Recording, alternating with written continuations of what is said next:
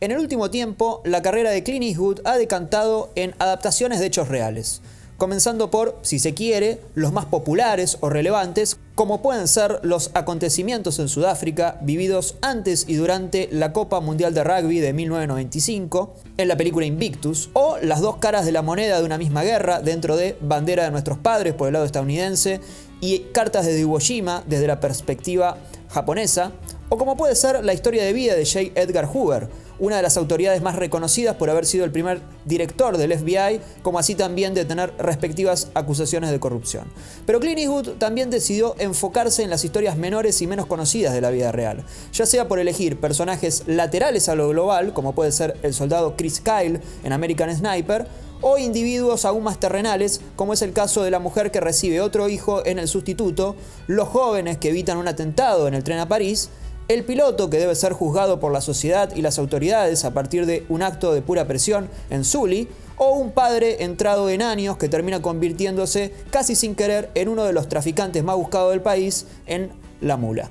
Pasando en limpio, lo que hace Eastwood es tomar historias de la vida real y concentrarse en la parte más humana de la manera más cinematográfica posible. Por eso es que hay muchos puntos en común entre estas películas, pero al mismo tiempo uno jamás podría decir que está viendo la misma película otra vez. Tomemos por ejemplo lo que sucede con el héroe común en varias de estas películas. Chris Kyle es un hombre que se alista al ejército durante la guerra de Irak por un sentido puramente patriótico en American Sniper.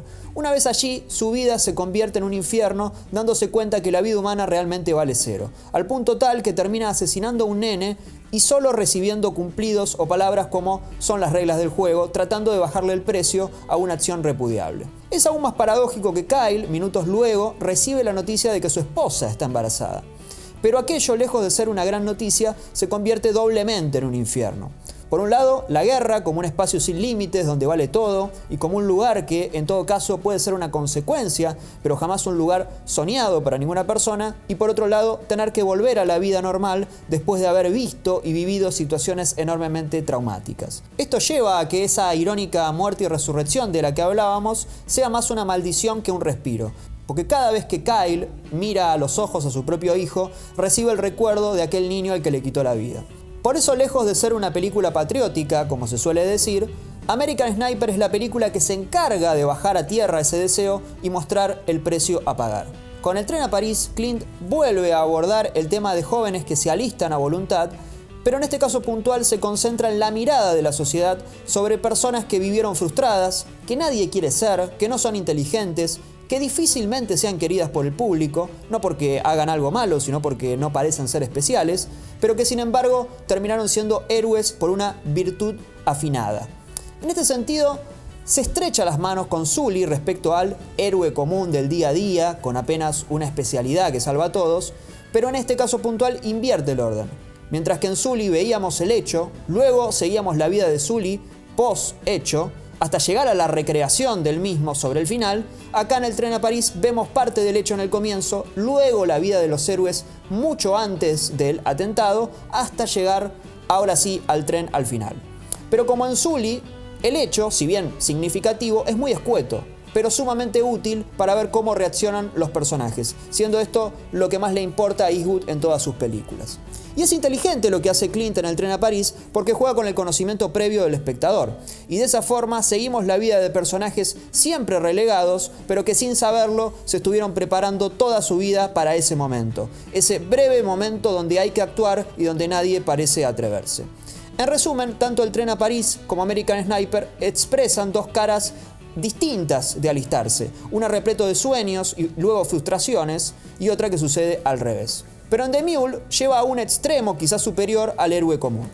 Tomemos entonces al personaje de Earl Stone, un horticultor que pasó la vida de un lado hacia otro, pero justamente que el hecho de estar en todos lados lo terminó haciendo estar en ninguno. Es alguien móvil que estuvo más tiempo con su auto que con su familia, como dice una de las canciones que canta en el auto, "Voy hacia todos lados". Y el tiempo, ahí donde en American Sniper no volvía más, donde en El tren a París era cuestión de esperar, en La Mula es una batalla a ganar.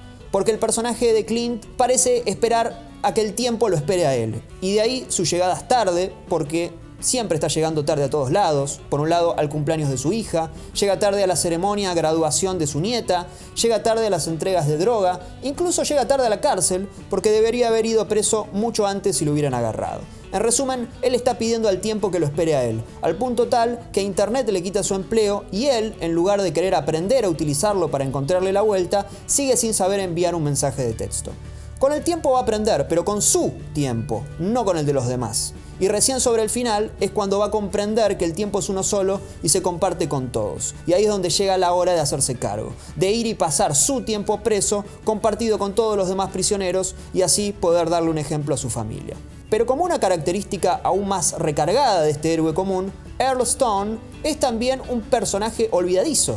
Olvida las fechas, olvida los lugares, olvida absolutamente todo. Pero este tipo de olvidos son progresivos regresivos. Es decir, cada vez va a ir olvidando menos. Va a pasar de olvidar algo sumamente importante y significativo como una fecha de cumpleaños familiar a olvidar algo menor, tanto de tamaño como de sentido, como es el termo que se olvida en la cafetería al hablar con el personaje de Bradley Cooper. Las progresiones, que en las dos películas anteriores mencionadas se mostraban desde la estructura, aquí en cambio se opta por una película lineal pero repleta de progresiones y regresiones dentro de la historia, como la recién mencionada o como la que sucede con el cambio que hace de pequeña camioneta Ford, donde transporta menores dosis, a este renacer que tiene con una camioneta Chevrolet, pero de color negro, más grande, donde transporta justamente mayores dosis. Dicha progresión se vuelve a evidenciar cuando tiene un ménage à trois, primero en un hotel de mala muerte, con mujeres de clase baja, y luego se repite dicha acción, pero ya en una mansión con mujeres de clase alta, que le van a demostrar que ninguna de todas estas fantasías lo van a llegar a completar hasta que se pueda amigar con su familia. Un detalle más a mencionar en La Mula es que no solamente el personaje de Clint Eastwood es un héroe común, sino que este héroe común va a modificar a los personajes que tiene alrededor en su entorno. Tomemos el ejemplo del personaje que interpreta Bradley Cooper, el personaje de Colin.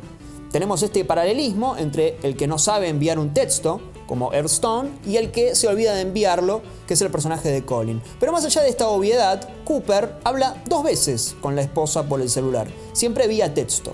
Jamás escuchamos la voz de su esposa en la película, porque es la forma que encuentra Eastwood de comunicarnos que Cooper jamás le escucha a ella, de la misma forma que Clint está distanciado de todos por su oficio.